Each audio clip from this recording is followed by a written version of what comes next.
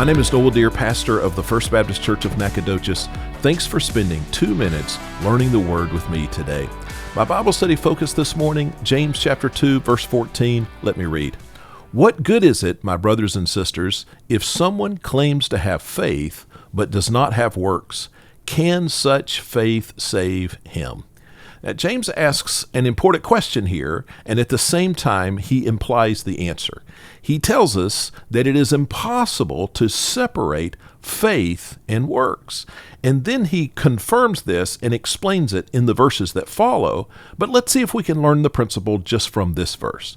We need to begin by defining a couple of words. We'll start with faith. What is faith? Faith is trusting in the work of Christ, his sinless life, his crucifixion, his resurrection, trusting in the work of Christ to be enough, to be sufficient, to make a person right with God the Father.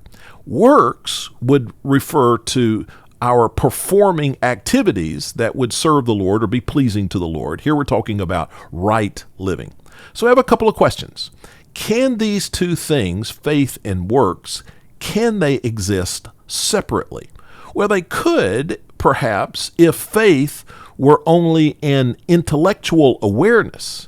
If it was just about knowing that Jesus Christ is the Son of God and that he lived and died and that the Gospels are true, if it were just a matter of being aware of that, then faith and works perhaps could be separated.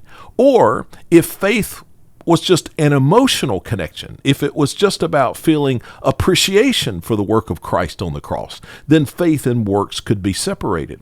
But James is saying here, and in the verses that follow, that we're not just a mind and intellect, we're not just emotion, and we're not just activity. We include all three of those components. So we deceive ourselves if we believe we can have an allegiance to the Lord with one part of who we are, while at the same time rejecting the Lord with another part of who we are. So can a faith without works make a person right with God? James says no. And then he elaborates with some illustrations, as I said, in the next few verses. But let me give you the reason. It is impossible to trust the Lord with part of who we are and reject the Lord with some other part of who we are. If your mind or your emotions has faith and your activity, your behavior rejects, then you have, as a person, rejected the Lord. So James instructs us to embrace the Lord with a faith that in turn affects every other part of our lives, including the things that we do.